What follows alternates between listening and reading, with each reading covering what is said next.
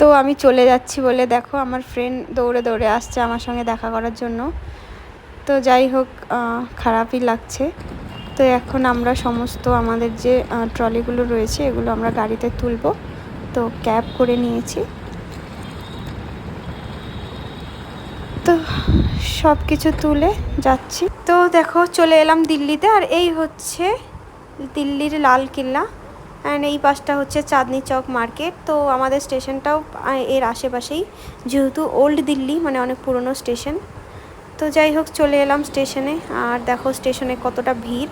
But আমি চিন্তা করছি এতগুলো ব্যাগ আমি কি করে তুলবো, অ্যান্ড দুজনেরই সিট দুই জায়গাতে, তো এটা নিয়ে একটু টেনশন হচ্ছিল।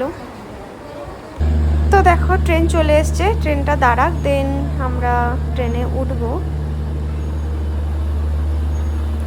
তো ওঠার পরে একজনের সঙ্গে আমরা সিটটা এক্সচেঞ্জ করে নিলাম।